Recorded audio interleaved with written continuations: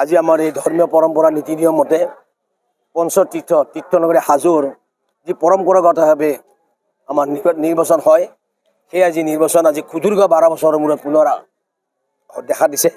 সেইকাৰণে এইবাৰ মানুহৰ ইমান উৎসৱত লাগিছে, মানে মানুহ হিলদল ভাঙিবলৈ আহিছে। কাৰণ 12 বছৰৰ মূৰত শ্ৰী শ্ৰী হয়গ্ৰীৱ মাধৱৰ বিষ্ণুৰ চৰণত ভোট দিয়াটো এক বৰ ডাঙৰ গৌৰৱ।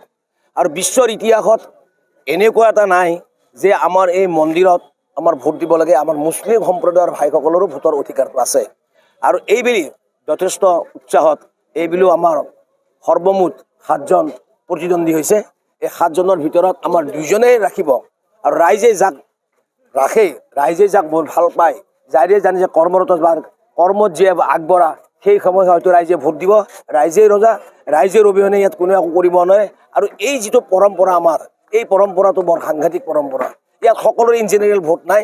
আমাৰ এতিয়া ৰজাদিনীয়া আহোম ৰজাদিনীয়াৰ পৰা তাৰপৰা 1903 চনৰ কলিকাতাৰ সুপ্ৰিম কোৰ্টৰ যি ৰায়, সেই ৰায়মতে আমাৰ ভোট চলি আহি আছে।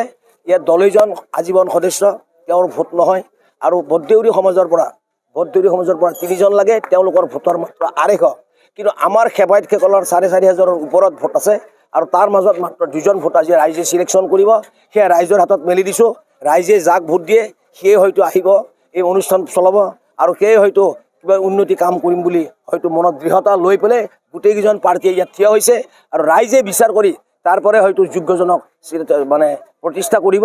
আৰু মই আশা ৰাখিম, আৰু আহক, আহি পেলাই এই মন্দিৰ তথা হাজোখনক পৰিচালনা কৰাত যাতে সহায় সাহায্য আগবঢ়া কৰে, তাৰ কাৰণে মই সকলোকে ধন্যবাদ জনাইছোঁ।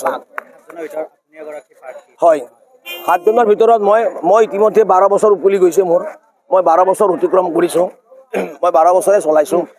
আৰু এতিয়াও মই ৰাইজৰ অনুৰোধত এইবাৰো মই প্ৰতিদ্বন্দ্বিতা কৰিছোঁ। এতিয়া ৰাইজে কাক বিচাৰে কাক নিবিচাৰে সেইটো ৰাইজৰ ওপৰত।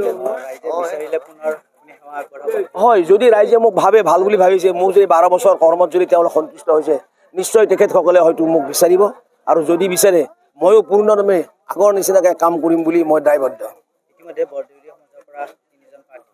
হয় হয়, এইটো কি তাৰমানে মই ক'লোঁ, ইয়াৰ আগতো মই কৈছোঁ যে 10জনৰ কোনোদিন ইলেকশ্যন নহয়, তেওঁ আজীৱন হয় তেওঁৰ মৃত্যু হ'ব লাগিব, নহ'লে তেওঁ নিজে এৰি দিব লাগিব।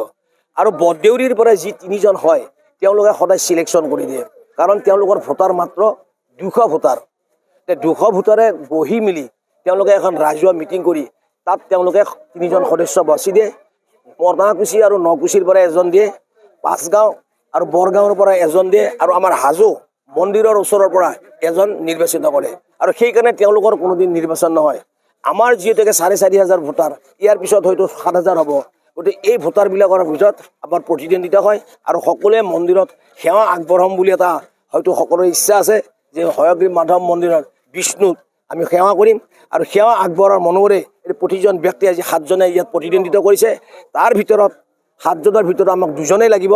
আৰু 2জনে হয়তো কোনোবা ওলাই আহিব, আৰু সেই 2জনে হয়তো মাধৱ মন্দিৰ সেৱা আগবঢ়াবৰ কাৰণে এটা সুবিধা পাব। বিনা প্ৰতিদ্বন্দ্বিতাই আমাৰ বৰগাঁৱৰ পৰা বৰদেউৰী সমাজৰ পৰা 3জন নিৰ্বাচিত হৈছে। 1 নম্বৰত অশ্বিনী শৰ্মা, তেখেত এইবাৰ নতুনকৈ আহিছে। তাৰপিছত এজন আছে আপোনাৰ এই ৰমণী শৰ্মা 2 নম্বৰ। আৰু 3 নম্বৰতে আমাৰ হাজোৰ পৰাই আছে এজন, তেওঁলোকে বৰদেউৰী সমাজৰে, তেওঁলোকৰ দলে ঘৰৰে ল'ৰা, তেওঁ নৱ শৰ্মা। এই 3জন বিনা প্ৰতিদ্বন্দ্বিতাৰে ইতিমধ্যে তেওঁলোকে নিৰ্বাচন হৈছে। আৰু আমাৰ হয়গ্ৰীৱ মাধৱ মন্দিৰত ভোটৰ অধিকাৰটো অকল পুৰুষৰে, মহিলাৰ নাই। আৰু এই পুৰুষৰো কিন্তু এটা কথা আছে, পুৰুষৰো আছে আমাৰ ঘৰৰ মুৰব্বীজনৰ। ঘৰৰ মুৰব্বীজন থাকিলে এজনে ভোট দিব পাৰে। যদি মুৰব্বীজনৰ যদি মৃত্যু ঘটে, তেওঁৰ যদি 5টা বা 7টা ল'ৰা থাকে, সেই 7টা ল'ৰাৰ সম্পূৰ্ণ অধিকাৰ থাকে। এইটো এটা পৰম্পৰাভাৱে এইটো ৰজাদিনীয়া নিয়ম।